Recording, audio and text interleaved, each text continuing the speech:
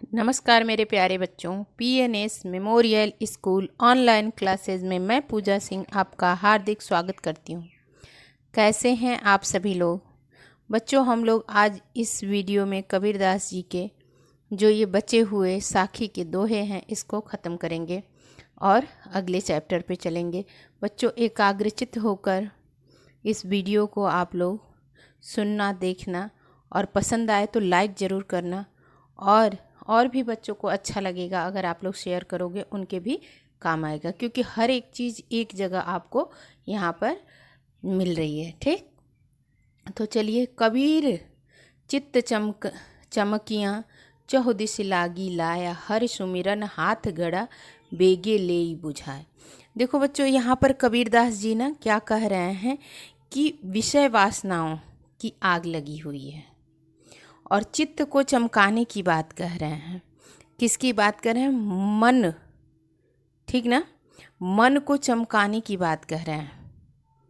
नहीं तो इतनी तरह की बुराइयां हैं समाज में, हमारे शरीर में, हमारे अंदर इतनी तरह की बुराइयां हैं कि उससे चारों तरफ आग लगी हुई है। कहीं ईर्ष्या, द्वेष, जलन, मतलब तमाम बुरी आदतें जो हैं। फिर आ जाओ थोड़े बड़े में तो नशा, ये सब कुछ इतना, मतलब इतनी तरह की आग लगी हुई है कि उससे बचने के लिए कह रहे हैं यहाँ पर कबीरदास। और कह रहे हैं चित्त को, यानी अपने मन को चमकाने के लिए। ठीक है, और वो भी जैसे चित्त क्या होता है, जैसे आपका मन, हृदय, जैसे होता है ना, कोई चीज़ अभी आप खा रहे हो, वो सड़ी हुई सी मुंह में आपके स्वाद, तो आपका चित्त ही, पूरा मन ही खराब हो जाएगा। तो वैसे ही चित्त को चमकाना है, क्योंकि ये इतनी बुराइयां हैं, इन बुराइयों की आग लगी हुई है संसार में। और इसका तरीका क्या है, किस तरह से इससे आप बच सकते हैं, इस आग को बुझा सकते हैं? हरि सुमिरन, मतलब नाम जप करोगे। वही एक पानी का घड़ा से आग बुझाते हैं ना, आग लगती है तो एक बाल्टी पानी, पहले घड़े में भरा रहता था पानी, उससे बुझाते हैं। तो वही ये बात कह रहे हैं कि आपके हाथ में केवल हरि का स्मरण करना, नाम सुमिरन करना, स्मरण करके इसको बुझा लोगे, इस आग को। ठीक, तो अभी आप लोग को ये समझ में आ गया होगा कि कबीर ने मन को चमकाने के लिए कहा है, क्योंकि हमारे चारों तरफ आग लगी हुई है विषय वासनाओं की, घृणा, ईर्ष्या, द्वेष, पाप, बहुत तरह की नशा, बहुत सारी बुराइयां हैं। और इसके लिए हरि का स्मरण करना ही हमारे हाथ में है। उस पानी से बुझा के अपनी जो ये आग लगी हुई है इसको बुझा सकते हैं। ठीक, तो अब चलिए हम लोग देख लेते हैं संदर्भ, प्रसंग और व्याख्या। क्या देख लेते हैं? संदर्भ, प्रसंग और व्याख्या। तो संदर्भ क्या? प्रस्तुत पद्यांश हमारी पाठ्य पुस्तक हिंदी काव्य में संकलित एवं कबीरदास द्वारा रचित साखी से उद्धृत है। और प्रसंग सभी बच्चे कह रहे थे कि मैम प्रसंग जरूर आप लिखवाइए, तो इसीलिए बच्चे कह रही हूँ ना कि शेयर ज़रूर किया करो आप लोग, क्योंकि आप ही की तरह सबको सारी चीज़ें नहीं मिल पाती ना, तो शेयर करोगे तो दूसरे बच्चों का भी भला होगा। इसमें कबीरदास जी ने बताया है कि विषय रूपी अग्नि ईश्वर के नाम स्मरण से ही शांत हो सकती है। अब व्याख्या लिख लीजिए आप लोग कि कबीर का कथन है कि इस संसार में सब जगह विषय वासनाओं की आग लगी हुई दिखाई देती है। मेरा मन भी उसी आग से जल रहा है अथवा झुलस रहा है, या यूं कहिए कि मेरे मन में भी विषय वासनाएं उमड़ रही हैं। अपने मन को संबोधित करते हुए संत कबीर क्या कहते हैं, देख लीजिए आप लोग कि हे मन, तेरे हाथ में ईश्वर स्मरण रूपी जल का घड़ा है, तू इस जल से शीघ्र ही वासनाओं की आग बुझा ले। और तात्पर्य यहाँ पर यही है, इसको आप लोग इतना ही लिख लोगे तो भी हो जाएगा कि ईश्वर के नाम का स्मरण से ही इन विषय वासनाओं से छुटकारा पाया जा सकता है। अब काव्य सौंदर्य हेडिंग के अंतर्गत आप लोग लिख लीजिए कि भाषा सदुक्कड़ी है, शैली मुक्तक है, छंद दोहा है, रस शांत है, अलंकार क्या है? हरि सुमिरन हाथ घड़ा में रूपक अलंकार है। कौन सा अलंकार है? रूपक अलंकार है। चलिए अब हम लोग 8वां हमारा जो दोहा है उसको देख लेते हैं।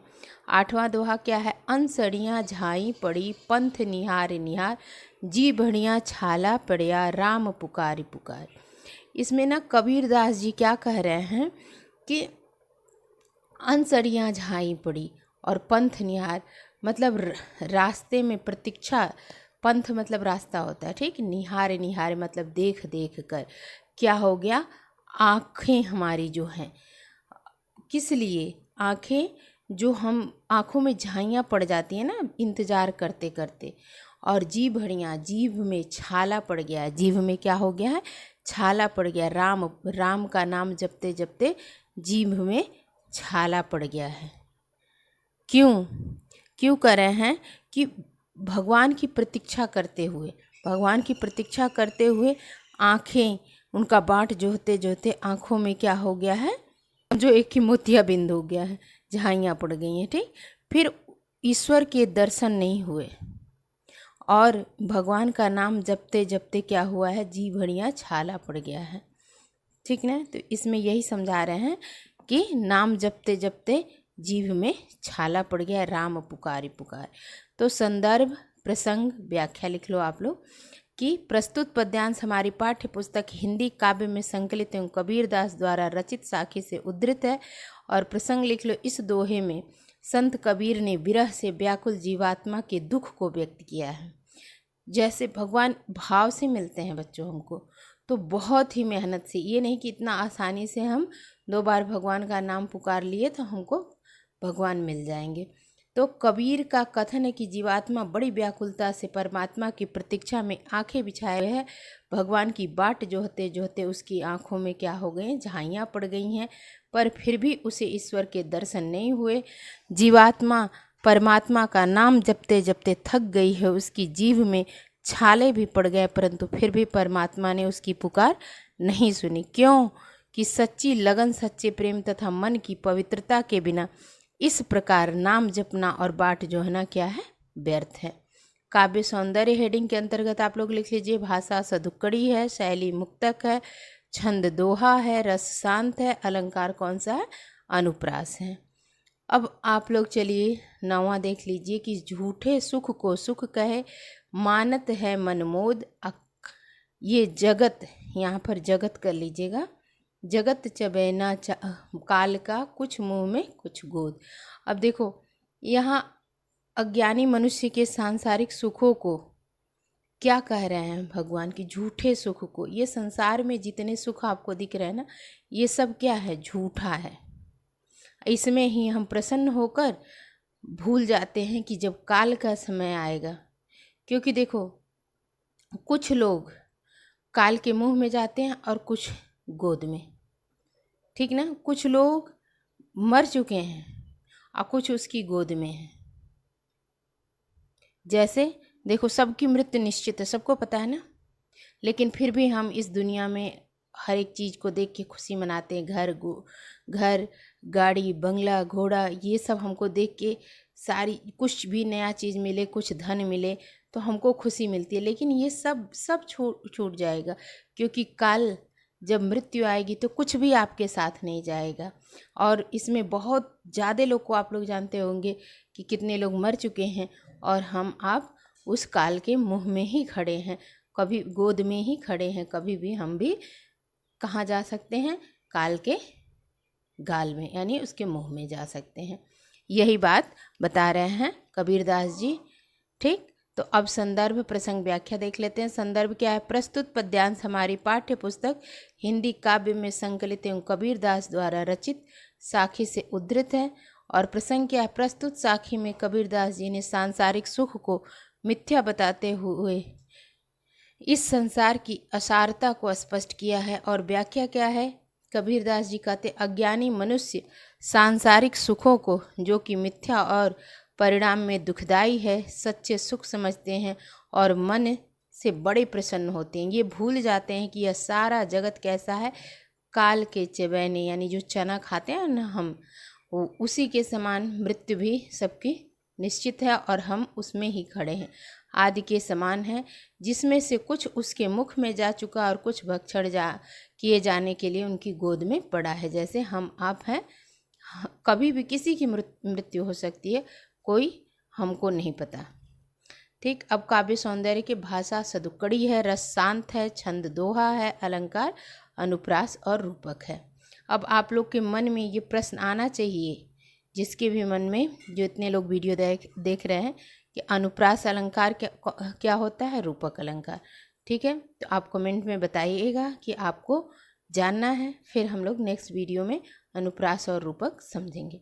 ठीक, अब 10वां हमारा है, कबीर कहा गरबियो ऊंचे देख आवास, अकाल परियो भूई ले टड़ा ऊपर जामे घास।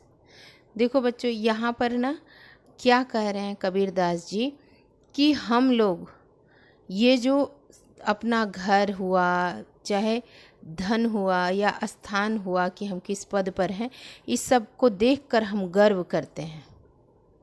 कबीर क्या कह रहे हैं कि गरबिया ऊंचे देखे आवास, मतलब ऊंचा ऊंचा घर अपना देख के, अपनी बिल्डिंग देख के, अपना धन दौलत देखकर हम गर्व करते हैं। लेकिन जब हमारा क्या होता है, हमारी मृत्यु होती है, तो हमको भूमि लेटना, मतलब भूमि पर ही लेटना पड़ता है। और ऊपर जामे घास, मतलब जब मिट्टी में जिसको दफना दिया जाता है उसके ऊपर भी घास जम जाती है, और जो जलाई जाती है, शव को जला दिया जाता है, उसको भी पानी में बहा दिया जाएगा। तो मतलब कुछ भी नहीं है, किसी भी चीज़ को देखकर घमंड गर्व नहीं करना चाहिए हमको, क्योंकि सब कुछ ख़त्म होने वाला है। कुछ भी इस संसार में, यहाँ पर ना नश्वर चीज़ों की बात किए हैं, कि हम एक एक चीज़ों को देख के हर्षित होते हैं, बहुत ही प्रसन्न होते हैं, लेकिन कुछ भी नहीं है। ठीक, सब कुछ ख़त्म ही होने वाला है, कुछ हम लेके जाएंगे नहीं। सब कुछ जब मृत्यु होती है तो वो अच्छे बिस्तर पे न सुला के ज़मीन पे ही लेटा दिया जाता है, ज़मीन पे ही सुला दिया जाता है। ठीक, तो यही बात कह रहे हैं कबीरदास जी। तो चलिए अब हम लोग संदर्भ, प्रसंग और व्याख्या देख लेते हैं।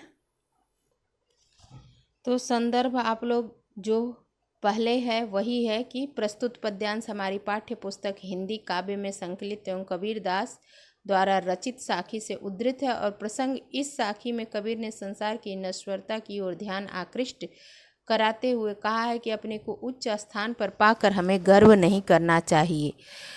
और व्याख्या क्या है, इस संसार की नश्वरता को बतलाते हुए कबीरदास जी कहते हैं कि हे मनुष्य, तुम इस संसार में अपने ऊंचे स्थान पाकर क्यों गर्व करते हो। यह सारा संसार क्या है, नश्वर है। एक दिन यह सारा वैभव नष्ट होकर धूल में मिल जाएगा, और उस पर क्या होगा, घास जम जाएगी, अथवा तुम्हें कल भूमि पर ही लेटना पड़ेगा, अर्थात तुम भी काल कवलित हो जाओगे। लोग तुम्हें मिट्टी में दफना देंगे और उस पर क्या होगी, घास जम जाएगी। इनकी भाषा सदुक्कड़ी थी बच्चों। छंद ये दोहा है जो आप पढ़ रहे हो, और अलंकार उपमा और अनुप्रास। देखो अब तक रूपक और अनुप्रास आप लोग, अभी उपमा देकर कहा गया है। तो अब एक और अलंकार आप लोग को पढ़ना पड़ेगा, उपमा। और रस कौन सा है, शांत। अब चलिए हम लोग 11वां देख लेते हैं क्या है। एहूँ ऐसा संसार है जैसा सैम्बल फूल, आ दिन दस के व्यवहार में झूठे रंग न भूल। अब देखो बच्चों, सैम्बल का फूल, यानी आप लोग पढ़े होंगे सेमर का जो होता है ना, सेमल का फूल, वो कैसा होता है, वो ना बहुत ही आकर्षक होता है, लेकिन उसमें कोई गंध नहीं होता है। और आप लोग उसमें देखोगे, उसमें रूई निकलता है, ठीक ना, और वो हरा हरा रहता है। तो उस पे क्या होता है ना कि तोता जो है उसके आसपास मंडराता रहता है, उसको आकर्षक देख के, जैसे लगेगा ना कि केला है, चाहे कह लो हरा जो फल है, अमरूद है, ऐसा लगेगा। लेकिन उसमें कुछ नहीं रहता, उसमें ना सुगंध रहती है, ना कोई स्वाद, सब मतलब कुछ भी नहीं रहता है। सिर्फ वो उसमें से जो रूई निकलती है वो तकिया बनती है, ठीक, उसी के काम आता है, और कुछ किसी भी तरह का नहीं। वो एकदम बेकार होता है, उसको खाने जाएंगे सब तोता, उसको फोड़ के खाने, कुछ भी स्वाद नहीं, महक नहीं, कुछ भी नहीं। तो उसी तरह इस संसार को भी बोल रहे हैं। और दिन दस के व्यवहार में झूठे रंग न भूल, और जैसे उसको देखकर तोता बहुत प्रसन्न रहता है, उसके आसपास मंडराता रहता है, वैसे ही जीव भी ये छोटी छोटी खुशियों में इसको झूठी चीज़ को सच्चा मानकर और सारी चीज़ें भूल जाता है कि हमको इस संसार से जाना भी है। ठीक उस तोते की तरह हम मनुष्य भी हर एक चीज़ों को क्या है, ये आज ये खुशी मिली कल वो खुशी, उसके पीछे हम लोग सारी चीज़ों को भूलकर अपना समय नष्ट करते हैं। तो कबीरदास जी क्या कहना चाह रहे हैं कि संसार की जो नश्वर चीज़ें हैं उसमें ही हम लोग फंसे रहते हैं। जैसे तोता कैसे सैम्बल के फूल यानी सेमल के फूल की तरह, वो दिखने में तो बहुत आकर्षक लगता है कि बहुत कुछ अच्छा चीज़ होगा कोई, लेकिन उसमें ना गंध होती है ना स्वाद होता है, कुछ भी नहीं। ठीक उसके आसपास मंडराते फल सोच के कि फल है और हाथ उसके कुछ नहीं आता, ऐसे ही हमारे हाथ भी कुछ नहीं आता। चलिए अब संदर्भ प्रसंग व्याख्या देख लो। तो संदर्भ आप लोग वही डाल लेना जो इसके पहले है, प्रसंग लिख लो। इस साखी में कबीर ने संसार को सेमल का फूल बताते हुए अल्पकालीन सांसारिक रंगीनियों में न फंसने का उपदेश दिया है। ठीक, और व्याख्या लिख लो। संसार की असारता को बतलाते हुए कबीरदास जी का कहना है कि यह संसार सेमल के फूल की भांति सुंदर और आकर्षक तो है, किंतु इसमें कोई गंध नहीं है। जिस प्रकार से तोता सेमल के फूल पर मुग्ध हो उसके सुंदर फल की आशा में उस पर मंडराता रहता है और अंत में उसे निस्सार रुई ही हाथ लगती है, ठीक उसी प्रकार यह जीव इस संसार को अल्पकालीन रंगीनियों में भूला हुआ है। उसे इस झूठे रंग में सच्चाई को नहीं भूलना चाहिए। काव्य सौंदर्य में अलंकार उपमा है, भाषा सधुक्कड़ी है, रस शांत है। ठीक, अब हम लोग 12वां देख लेते हैं क्या है। चलिए 12वें नंबर का दोहा हमारा है कि इह अवसर चेत्या नहीं, पशु ज्यों पाली देह, राम नाम जाना नहीं, अंत परी मुख से। ठीक, तो बच्चों यहाँ पर ये सेह कर लीजिएगा। सेह मतलब मिट्टी।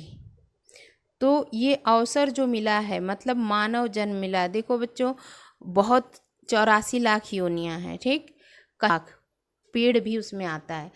ठीक, तो लेकिन केवल सबसे अच्छा कौन सा जन्म होता है, ये मनुष्य की योनि जो होती है, मनुष्य का जन्म ही सबसे अच्छा होता है। तो इस अवसर को, इस जो मनुष्य जन्म मिला हमको, इसमें अगर हम चैतन्य न हुए, चेते नहीं, ध्यान नहीं दिए और केवल खाना सोना मतलब गंदी हरकतें करना, उसकी तरह शरीर को बस पाले और राम नाम जाना नहीं, अंत परी मुख से है। मतलब कि क्या है, मुख पर धूल ही पड़ेगी। ठीक, और राम नाम जपे नहीं तो कुछ नहीं किया आपने, पशु की तरह मानव जीवन भी पाकर बेकार कर दिया।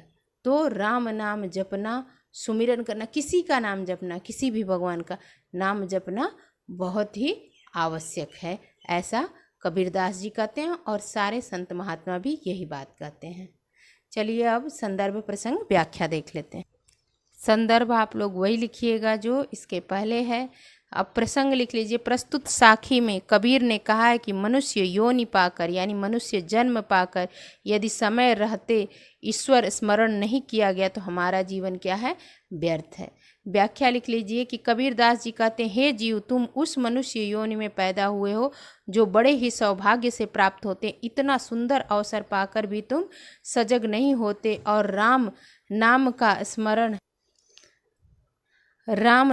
स्मरण नहीं करते, केवल पशु की भांति अपने शरीर का पालन पोषण कर रहे हो। तो यह समझ लो कि यदि समय रहते तुमने राम का स्मरण नहीं किया तो अंत में मिट्टी में ही मिल जाना है। भाषा उनकी सधुक्कड़ी थी, रस शांत था, छंद दोहा, उपमा अलंकार उपमा और अनुप्रास। अब चलिए हम लोग 13वां देख लेते हैं। यह तन काचा कुंभ है, लिया फिरो था साथ, और ठपका नहीं है बेटा, ढबका लागा फूट गया, कछु न आया हाथ।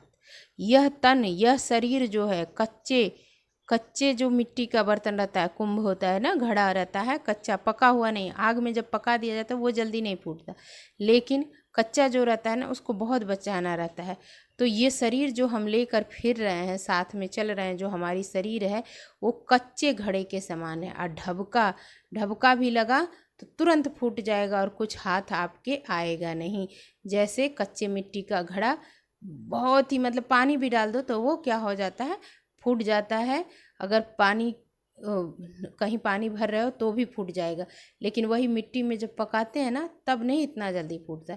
लेकिन कच्चा कुंभ कच्ची मिट्टी का घड़ा है, जो जिस तन पे हम इतना गर्व करते हैं, घमंड करते हैं, जिसको लेके फिर रहे हैं, और इसके मतलब प्राण इस शरीर से निकलते ही कुछ हाथ नहीं आएगा हमारे। कबीरदास जी ऐसा कह रहे हैं।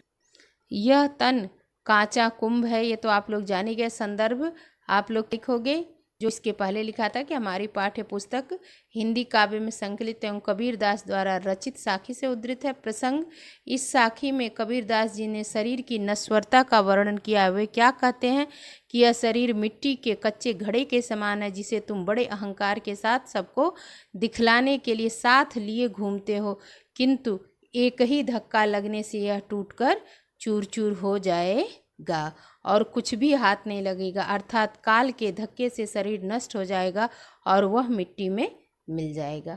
काव्य सौंदर्य लिख लो। भाषा सदुक्कड़ी है, रस शांत है, छंद दोहा है, अलंकार रूपक तथा अनुप्रास है।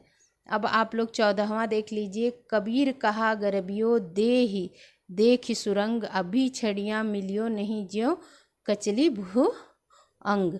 अब देखो सांप देखे हो आप लोग ना, वो अपना शरीर छोड़ता है, यानी केचुल छोड़ता है, उसकी ही बात यहाँ पर कही गई है कि कबीरदास कह रहे हैं, क्या कह रहे हैं कि आप जो घमंड करते हो अपनी सुंदरता का अपने ऊपर, अपने शरीर के ऊपर, लेकिन जिस दिन जैसे सांप और केचुल का कोई मतलब नहीं होता, वैसे ही शरीर से अगर प्राण निकल जाए तो कोई मतलब नहीं होगा। कोई तुम कभी फिर आके उस शरीर में प्राण दोबारा तुम्हारा ना आएगा, ना उस शरीर से कोई मतलब है। यहाँ पर ना अपने से मोह के प्रति सावधान कर रहे हैं, अपने शरीर के प्रति जो मोह हमारा है उससे सावधान कर रहे हैं कबीरदास जी।